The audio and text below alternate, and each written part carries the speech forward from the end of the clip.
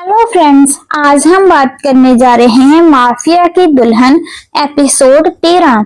आरू की बात सुनकर विक्रम हैरान रह गया, लेकिन तभी उसे याद आया कि जब मैं आरू को यहाँ से लेकर गया था तब वो बेहोश थी और जब वहां से यहाँ लेकर आया तब वो सो रही थी।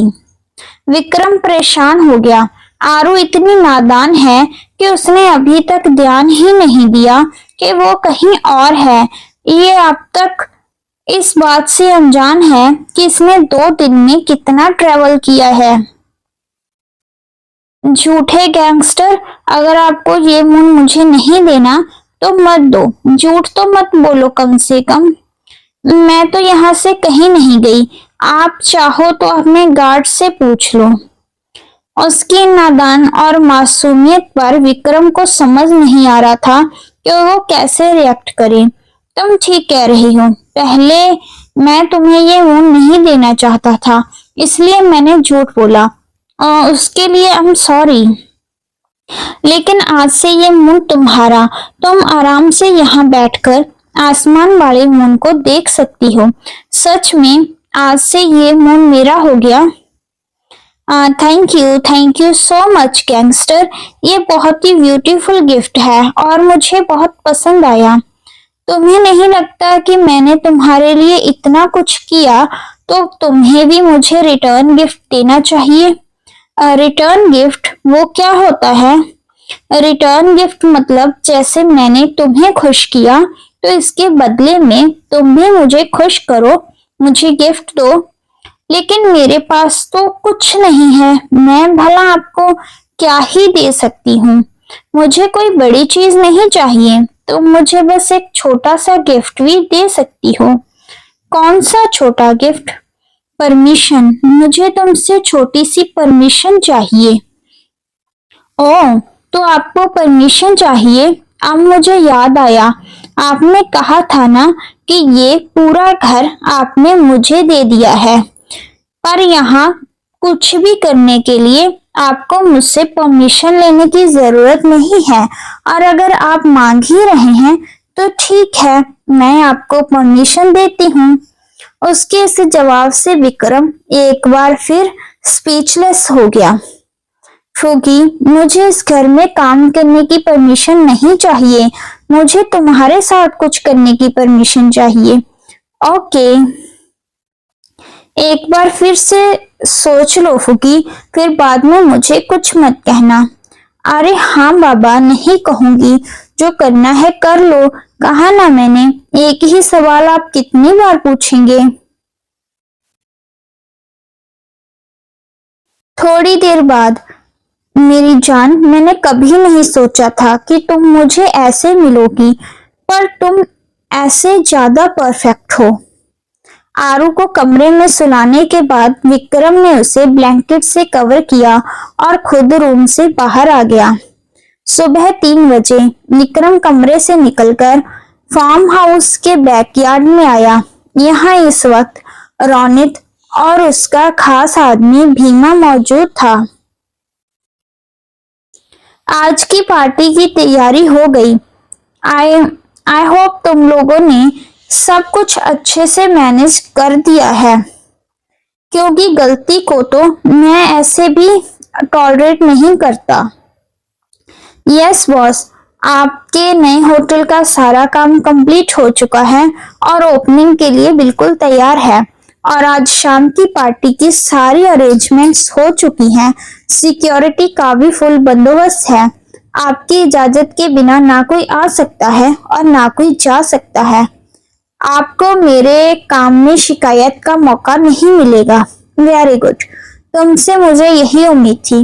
विक्रम ने अपनी नजरों रोनित की तरफ घुमाई तो रोनित समझ गया कि विक्रम उससे क्या पूछना चाहता है।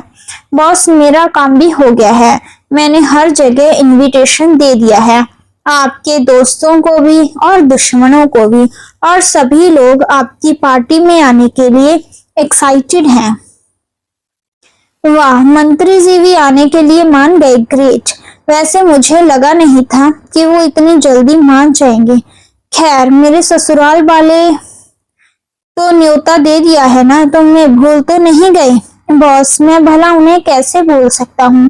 सबसे पहला इनविटेशन आपके छोटे ससुर जी को ही दिया है मैंने। आखिर उनकी भतीजी की बर्थडे पार्टी है। ऑल राइट, सब कुछ हो चुका है, तो बस धमाके की बारी है।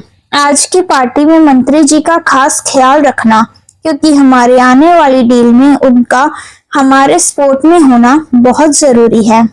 इसलिए उनको गलती से भी नाराज मत होने देना। वो अपनी खातिरदारी में जो भी मांगे उन्हें वो सब देने की जिम्मेदारी तुम दोनों की है। और मैंने तुम्हें स्पेशल काम दिया था, उसका क्या हुआ? कोई मिली कि नहीं? सॉरी बॉस, लेकिन आज का काम ही इतना ज्यादा था कि मैं उस काम पर फोकस ही नहीं कर पाया। कोई बात नहीं, तुम प्रोफेशनल काम पर ध्यान दो, पर्सनल काम रहने दो। वो काम अब मैं खुद कर लूंगा। फिलहाल तुम दोनों जाओ और जाकर रेस्ट करो, लेकिन आज की शाम बहुत लंबी होने वाली है और बहुत ही धमाकेदार भी। उन दोनों के जाने के बाद विक्रम ने किसी को कॉल किया। I need your help. अब शुरू होगा असली खेल। बहुत कर लिया तुम लोगों ने मेरी बीवी के पैसों पर ऐश, पर अब नहीं। आरू के हर आंसू की कीमत तुम लोगों के खून से ना चुकाई तो मेरा नाम भी विक्रम वर्धन नहीं। सुबह 10 बजे फार्म हाउस में विक्रम हॉर्स राइडिंग करके कमरे में आया। थोड़ी देर बाद विक्रम फ्रेश होकर तैयार हो गया था और आरू अभी तक सो रही थी। हे आरू, कितना सोओगी? उठो अब। वो शायद कोई सपना देख रही थी।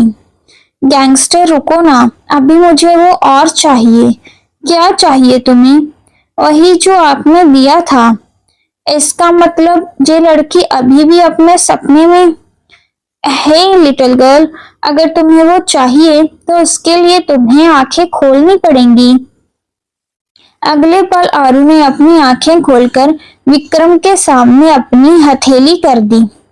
खोल दी आंखें, अब तो मुझे। आरू ने हाथ ऐसे आगे बढ़ाया था जैसे वो कोई चॉकलेट या कैंडी मांग रही हो। तुम्हें नहीं लगता कि अब तुम बड़ी हो गई हो? तुम्हें अपने सारे काम खुद करने चाहिए। पूरे 19 साल की हो गई हो तुम। तुम्हें जो चाहिए तुम खुद ले सकती हो। क्या सच में मुझे जो चाहिए वो मैं खुद ले सकती हूँ? हाँ। इसका मतलब अब मैं अपनी फेवरेट कैंडी खा सकती हूँ, वही बड़ी वाली जो कल मैंने फ्रिज में देखी थी। हुर्रे, अब आरू को पूरी कैंडी मिलेगी। और विक्रम की सारी गलतफहमी उसी पल पिघल गई, बिल्कुल उस कैंडी की तरह। हाँ हाँ ठीक है, तुम्हें जो जो चाहिए तुम ले लेना, लेकिन अभी फिलहाल जाओ और फ्रेश होकर आओ, फिर हम ब्रेकफास्ट करेंगे। क्या आरू का ये बचपना विक्रम संभाल पाएगा? आरू की बर्थडे पार्टी में क्या धमाल होगा, जानिए नेक्स्ट एपिसोड में।